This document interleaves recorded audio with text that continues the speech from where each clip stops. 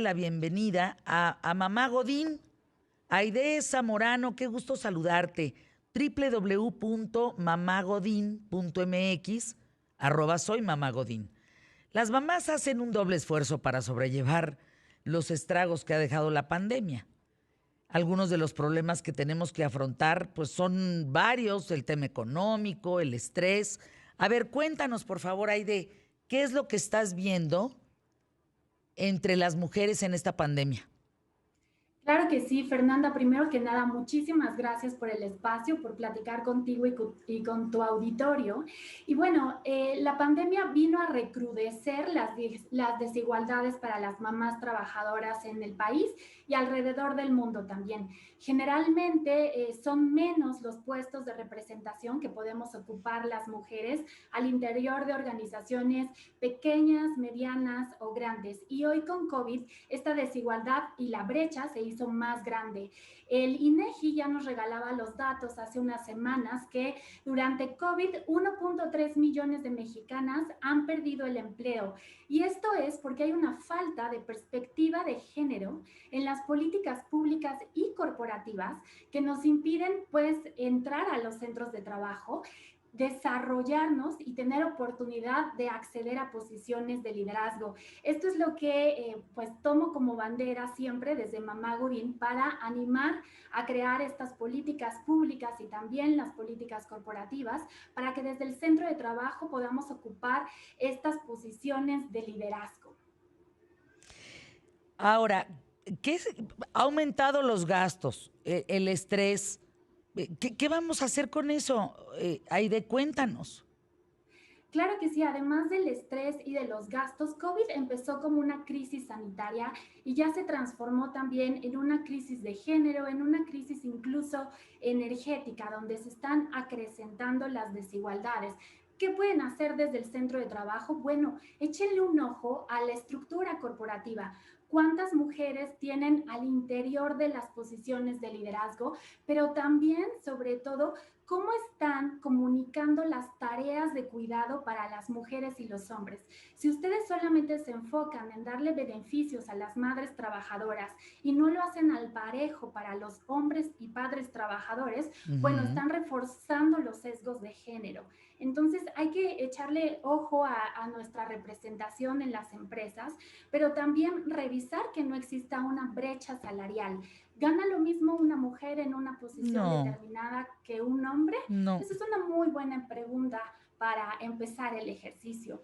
Generalmente Sí. ganamos entre 18% y hasta 30% menos que los hombres, aunque tengamos las mismas credenciales, la misma experiencia, simplemente por el hecho de ser mujeres. Eso es reforzar las violencias estructurales, es decir, poner los sesgos de género dentro de la estrategia corporativa.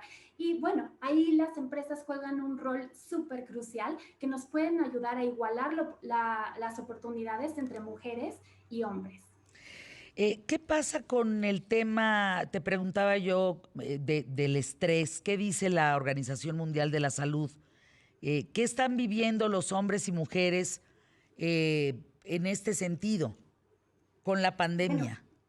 claro que sí, el confinamiento ha generado temas de salud mental dentro de los hogares, por lo tanto también se eleva la violencia doméstica.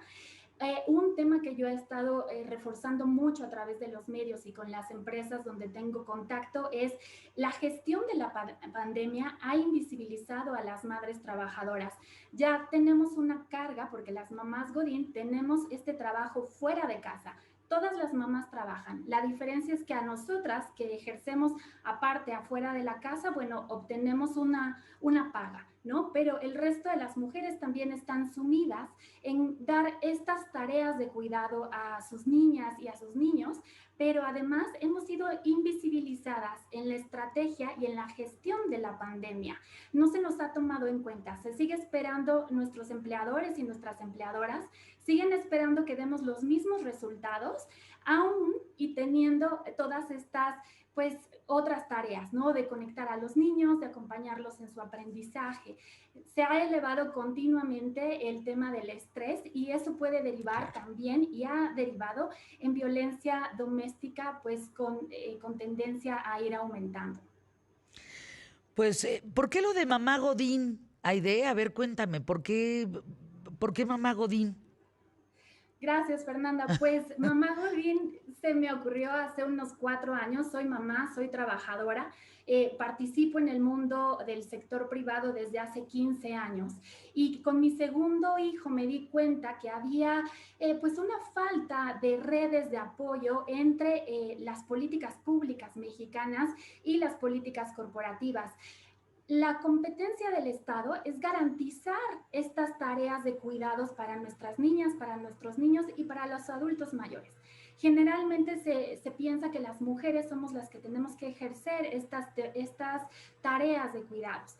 Entonces, con esa conciencia, yo siempre he estado participando en los equipos de relaciones gubernamentales, pues me di cuenta que hay que hacer mucha incidencia para tratar de desarrollar y de regular todas las leyes que hay alrededor, donde, por ejemplo, a las mujeres nos dan 84 días de incapacidad por maternidad, pero a los hombres 5 días.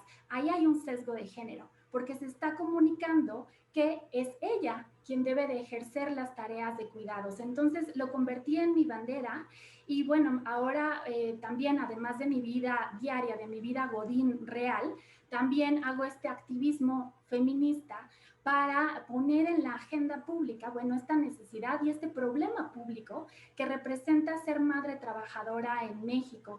No es que no nos organicemos bien, no es que nos haga falta pues una agenda más especializada, sino que no hay pues acompañamiento de guarderías o de estancias infantiles para acompañarnos en estas tareas.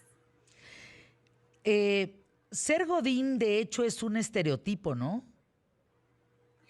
Sí, Godín es pues sí, una jerga mexicana, ¿no? Para referirte a lo que en la Ley Federal del Trabajo se le llama los empleados de confianza, ¿no? Entonces yo agarré justo este juego de palabras para hacerlo un poco más, pues, pegajoso para las personas. Mamá Godín es ya una marca registrada y tiene este ánimo de incidir en las políticas públicas y de ayudarle a las empresas a comprender cómo pueden hacer un diagnóstico para la igualdad de género dentro de sus centros de trabajo.